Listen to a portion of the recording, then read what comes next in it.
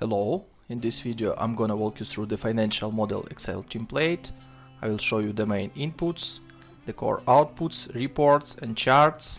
So let's get started.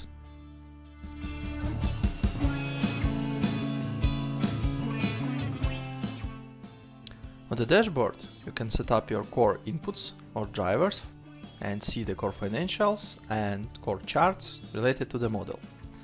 So let's start the model setup from the launch date. For example, your business will launch in May 20. Also, you can see that each yellow cell has this notification window with explanation of what you're supposed to input in this cell. So it will help you to understand and navigate across the model easily. So the next step is to set up your marketing budget and visitors assumptions. You have two options in the model, which is online marketing and offline marketing. If you don't need, for example, offline marketing, you can just clean these cells and you will have only online marketing in your model. If you need both, just adjust these assumptions as needed and it will drive your model. So let me show you how it works. For example, for online marketing, you can put annual marketing budget, for example, $100,000, and each next year it will be additional $20,000. The next step is to set up the cost per visit. It can be $1, 1.2, 1.4, 1.6 and 1.8 by years. The same idea for offline marketing. And as a result, you can see the total visitors which you have by years. And the next step is to convert these visitors to new customers across the conversion rates across your sales funnel. So first of all, you have conversion rates from visitors to sales opportunities. Let's pretend this is 50%, for example. It can be changed by years as well. 52, 54, 56, 58. So 67,000 of visitors will be converted to 33.9 thousands of sales opportunities in 2020. The next step is to convert your sales opportunities to engaged opportunities. Let's pretend this is 20% and it can be equal across all the years. So 20% from 32.9 thousands of sales opportunities, this is 6.8 roughly engaged opportunities. And you can see this is also changeable by years.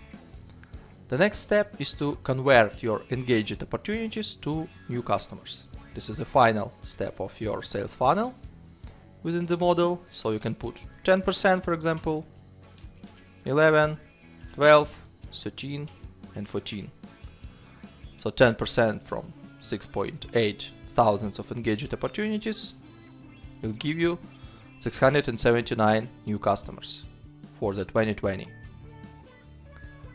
So after you will set up everything, revenue, expenses, COGS, wages, and all other assumptions, you may review your core financials and review your revenue breakdown by services or products, your profitability, which includes revenue, EBITDA, and EBITDA percentage, the cash flow chart by years, and the cumulative cash flow also by years.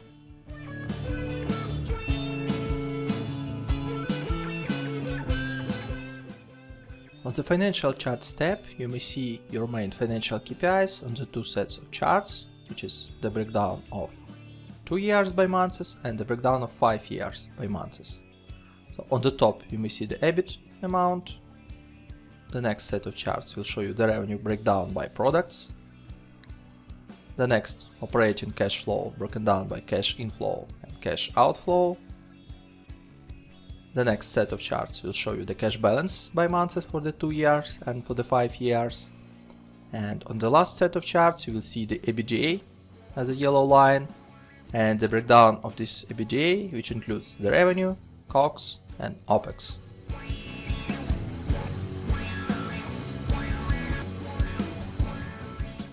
On the operational charts tab, you may see the new customers breakdown by months and active customers broken down by months, and also broken down by services or products.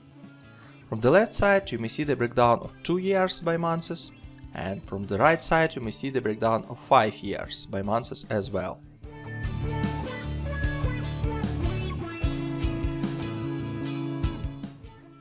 the income statement tab, you may see your main components of your profit and loss, which is total revenue, total cost of goods sold, gross margin, total variable expenses, total admin salaries and wages, total fixed expenses, EBITDA, depreciation and amortization, EBIT, interest expense, net profit before tax, your corporate tax, and as a result, net profit after tax. Please note that each category has its own subcategories, so you may click on this plus button and see the detalization, for example, for fixed expenses, or for variable expenses, or for example for the revenue. On the cash flow statement, you may see your cash flow broken down by cash flow from operating activities, cash flow from investing activities, and cash flow from financing activities. The same information you may see on the cash flow statement in indirect method, operating, investing and financing activities, but in more collapsed form, just easier to see the information here. And the balance sheet will show you the breakdown of your current assets, non-current assets, current liabilities, non-current liabilities, and equity by its subcategories.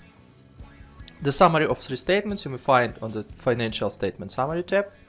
On the top you have income statement broken down by 5 years, and the selected year, which you can change here, broken down by months. Below you may see the same information on the chart form. The next set of tables and charts will show you the balance sheet, main KPIs broken down by 5 years and selected year by months. And the last part will show you the cash flow statement breakdown for the 5 years and for 12 months for the selected year, as well as charts with the same information.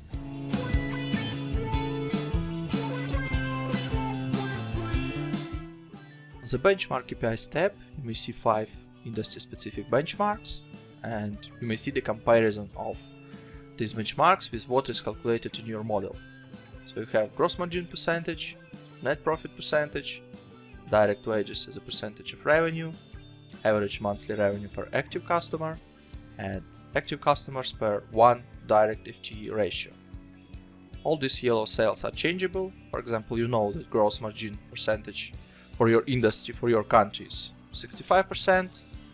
You may see this is changed on this chart immediately. And to the right of these yellow cells, you may see the values calculated by the model based on assumptions which you set on revenue, expenses, COGS, and all other assumption steps. On the graphical form, you may see also comparison of gross margin calculated by the model, which is blue, and industry gross margin, which is orange. The same net profit, direct wages as a percentage of revenue, average monthly revenue per active customer, and active customers per 1 direct FTE.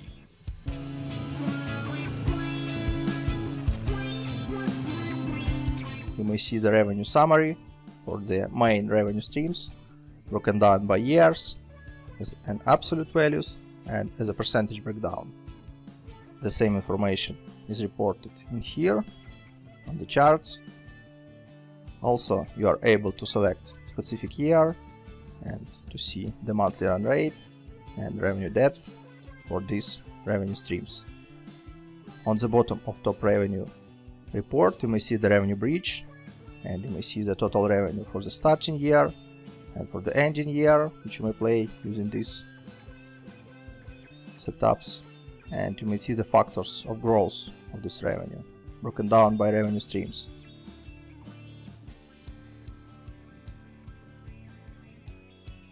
The same idea is used on the top expenses tab.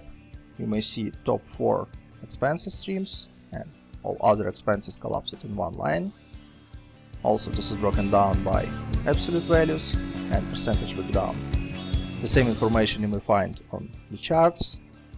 Also expenses depths, monthly run rate, with the ability to change the year, and expenses bridge with factors of expenses growth from one year to another year.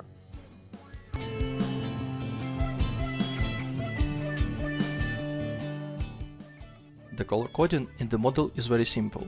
You may change any yellow cell in any yellow sheet within the model. This means that this yellow cell has some input, assumption or driver which impacts the calculation within the model. Blue sheets means that on these sheets there are some charts, reports, and other information which can be useful for reporting purposes.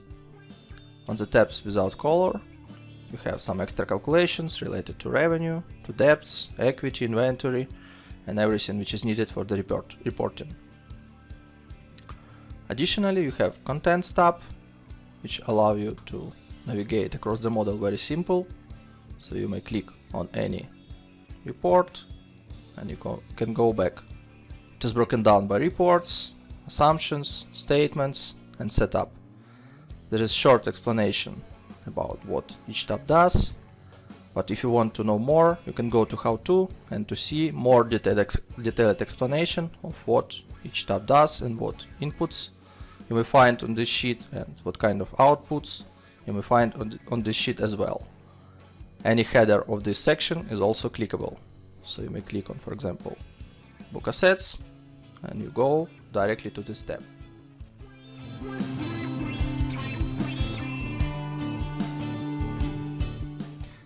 On the Revenue tab, you may set up your main revenue assumptions. So let's get started. First of all, you should set up your services or product names, like offering 1, or it can be any other name you would like.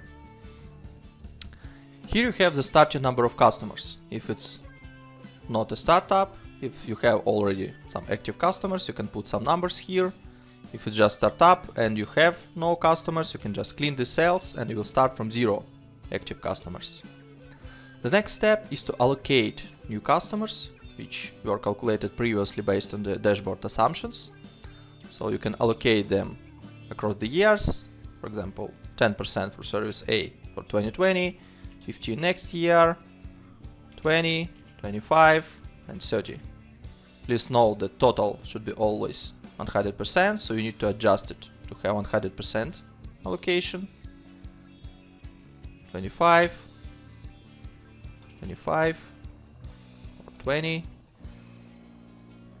15, and 10%. So now you have 100% allocation. And the next step is to calculate your active customers. The active customers calculation is based on average lifetime in months for each customer within each service or product. So you can set up 3, 4, 10 months. You may see that active customers adjusted immediately, 15 and 12, for example. So to the right, you may see the calculation based on the new customers allocation, amount of new customers, and lifetime in months for each service. You may see the count of active customers by years. And the final step is to set up your monthly fee per active customer, which can be, for example, $100 per month, 120, 140, 160, and 180. The same idea for other services. You can set up the prices, which is monthly fee per active customer per month, and it can be changeable by years as well.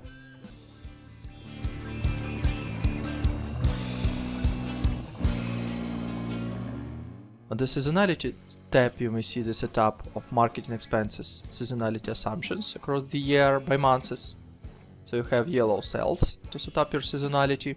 It can be, for example, 15, 10, 5, 10, 8, 6, 7, 5, 10, 15, 5, and 5. As you may see, I just set up the breakdown of marketing expenses by year, and I see that check is red.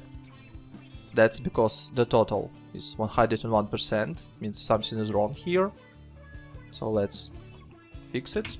In October, 14%. So now check is green and check is 100%, which means everything is good here. You may see also the chart below with the graphical explanation of how your marketing expenses are broken down by months. If you don't really need the seasonality for marketing expenses, you can just put 1 divided by 12, copy this across all the months, and you will see that your marketing expenses now is flat. So no changes across the months, just equal amounts each month.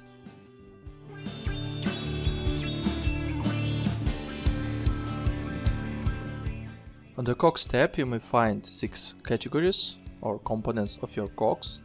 One of them is predefined, which is direct salaries and wages.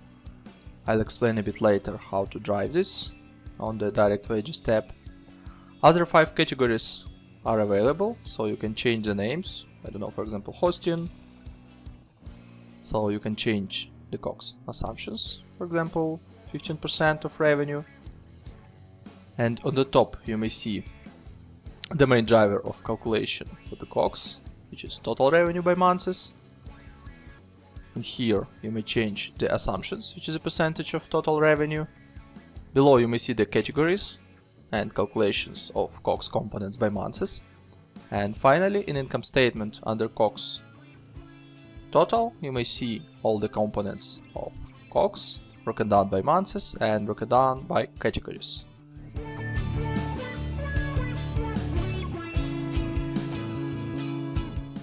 On the direct wages tab you have 19 categories to set up your direct staff.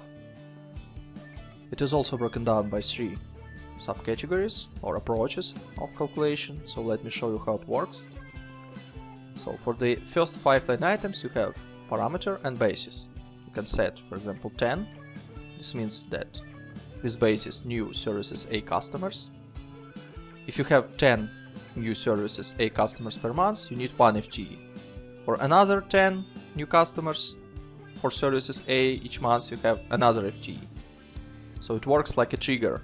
For each 10 new services customers, you need 1 FTE. It can be account executive or SDR or any other marketing person. So the next step is to set up the annual salary. Per 1 FTE it can be $25,000, for example. To the right you may see the calculation of how much direct employees for this category is needed by years.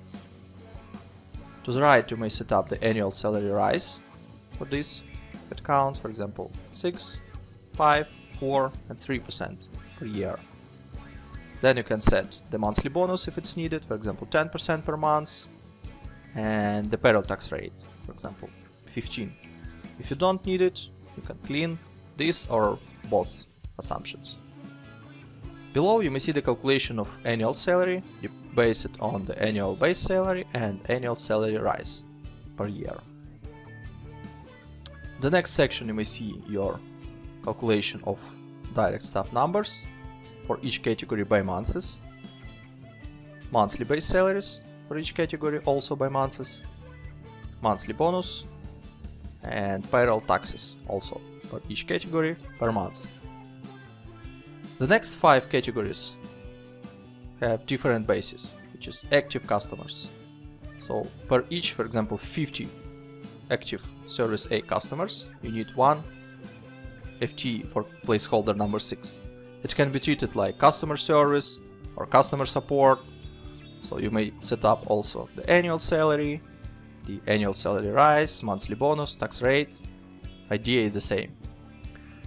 And the final section, starting from placeholder 11 to placeholder 19, you can set just hire date, for example starting from March. The fire date can be the end of the model.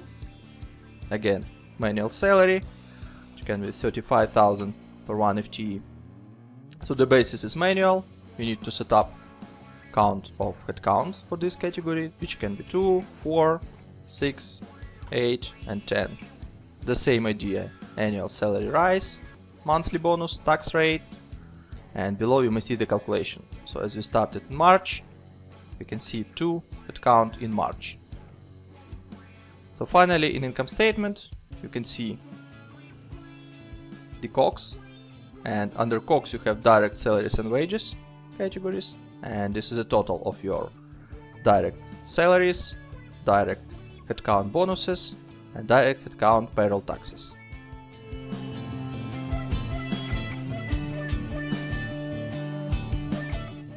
On the admin wages tab, you can set up to 19 categories for your admin staff. Let me show you how it works. For example, managers. This hire date starting, for example, from February 20 till the end of the model. You can adjust annual salary per 1 headcount. It can be, for example, $40,000. Then you should input number of admin employees. Let's pretend in the 2020 it will be 1, then 2, 3, 4 and 5. Then also you can input annual salary rise. So for example 3% of annual salary first year, for next, 5 and 6. Also here you have set up for the monthly bonus, for example 5% per month, and the payroll tax rate, for example 12. Below you may see the calculation of annual salary, depends on the annual salary for the base year and for the annual salary rise. Also here you can see the calculation of number of headcounts. It starts in February because we set up February start of hire. Here you can have monthly base salaries, monthly bonus calculation, and monthly base taxes, which is payroll taxes. And under income statement you have total admin salaries and wages section, where you may see the breakdown of all your headcounts categories and the breakdown the values by months.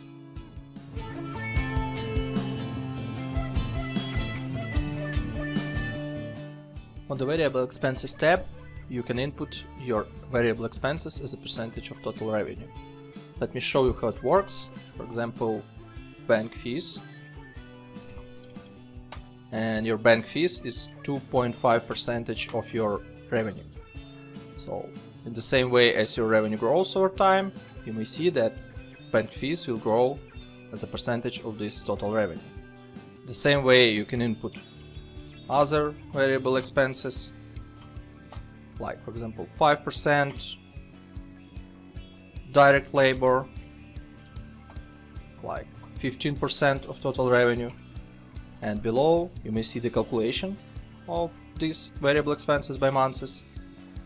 So these expenses will be connected to the income statement tab, section variable expenses, and you may see these line items by months and broken down by expenses types.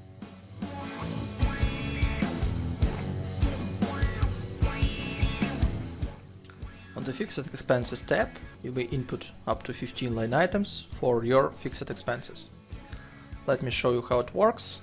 For example, you have utilities. You will start pay starting from March 20 till the end of the model, which is December 24. You may see it here. Let's pretend periodicity will be daily with amount of $50 per day. So you may see these amounts in here. It is calculated based on count of days within this month. So obviously in March 20 you have 31 days. That's why you will have 1550. In April you have 30 days. This means this will be $1500. Also you have ability to input some growth rate year over year. Once you input this growth rate, you will see that your utilities will grow year over year. Let me give you a couple of other expenses types. For example, advertising. Let it start in March and finish in August 24. This will be on weekly basis with amount of $100 without any growth. So starting from March till August 24, you have $400 per month, which is 4 weekly payments each month. And that's it. Another option is bi-weekly. For example, $500. You can start from July, for example, and you will have 2 payments, which is 2 bi-weekly payments within the month. $500 multiplied by 2, you have $1,000 per month. Again, you can input some growth rate and you will see that your advertising expenses will grow year over year till the August 24, which is the last date of this expense type. Another option, office setup, which can be one-time payment, which will happen in February 20 with amount of $5,000. Obviously you should not input any growth rates because this is just one-time fee, and you may see that office setup will happen in February 20 with this amount. Another option, insurance, let it be start from January 20 till the end of the model, and it can happen monthly with $1,000 per month, with 5% of growth first year, 3% of growth second year, 2% of growth third, and 1% year number 4. So you may see this calculation here. Starting from January 21, it will grow for 5%, which is $50. And starting from January 22, it will grow for 3%, which is additionally $32. Another option, quarterly. You may see that insurance will be paid $1,000 each quarter. You can start it, for example, from February, and this will be shifted to 1 month forward. Another option, semi-annually. In this case, you will have insurance payments once per half a year, again with a percentage of growth. And the last option is annual payments or yearly payments. You'll pay one time per 12 months, starting from February till December 24. For each expense type, you can use growth rate, and the calculation you may see in here. Also, in income statement, you may find total fixed expenses group. If you will ungroup this section, you can see these amounts broken down by months and by fixed expenses line items.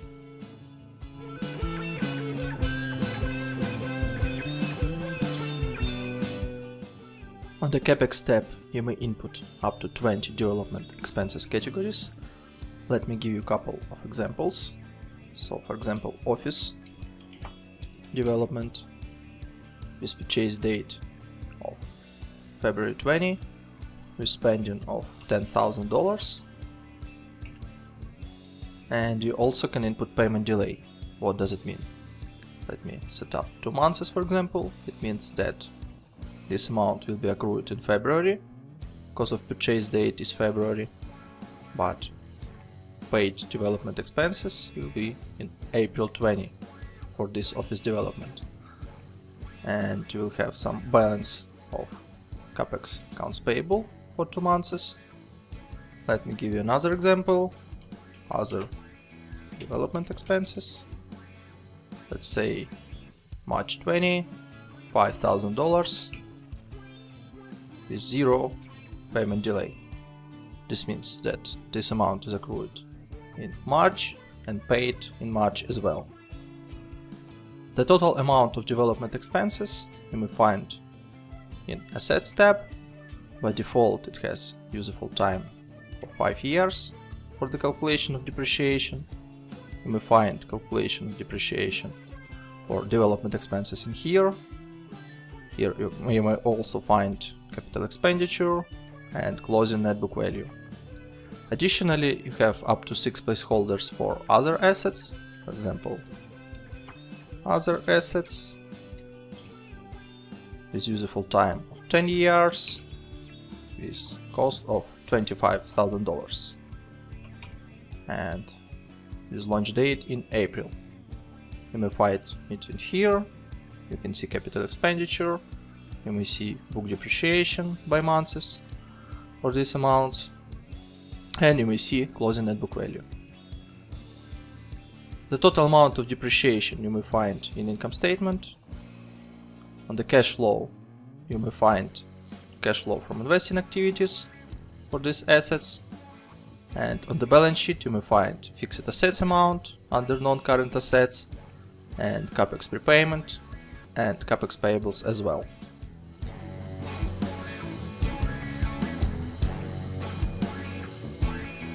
On the capitalization table, you can input different founders and investors' contributions, broken down by different dates of funding, with different cost of share for each series, and you can see the dilution of shares after each round, and pre-money total equity and post-money total equity. Let's pretend that we have 2 founders, founder 1, founder 2. So total amount of shares for founder 1 can be 10,000, for founder number 2 20,000. let's imagine that cost of share will be $2 and the date of founding is February. This means that investment for founder 1 is $20,000, for founder 2 is $40,000. In total they invest $60,000, which you may see here. The dilution is 33 to 67% of shares.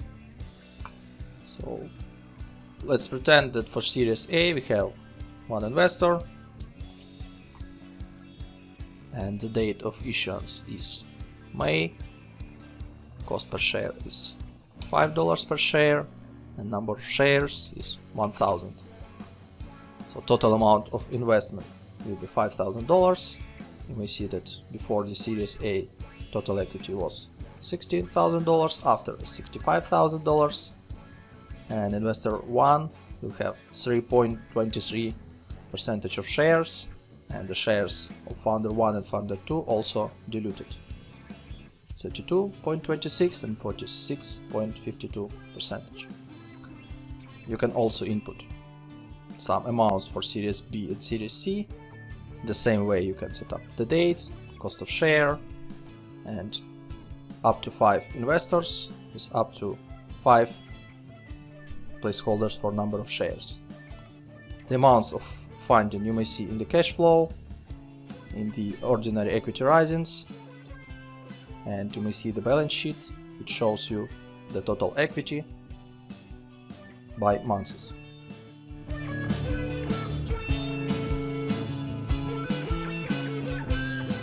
Also on the top of the dashboard we have debt assumptions. Let me show you how it works. So for each debt we are able to select the debt type. There are 2 debt types in the model, which is annuity and usual. Annuity means that each monthly payment, which consists your debt repayment plus interest expenses, will be equal each month. In case if you will select usual, your main debt repayments will be equal parts and interest will be just interest on the debt's closing balance. Let me give you an example how it works. So you may input an amount of the debt, the launch date, term will be 60 months, and interest can be 5%. You may also input the grant, which is just simple amount, which is paid in some specific months, and that's it. No repayments, no terms in terms of interest.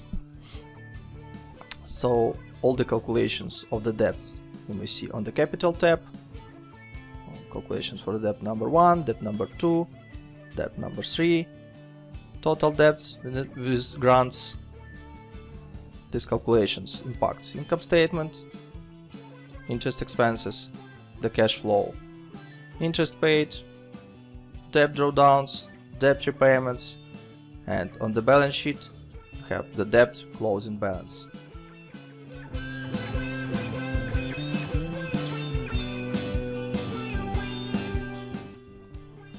On the top of the dashboard you have currency, denomination, and taxes setup.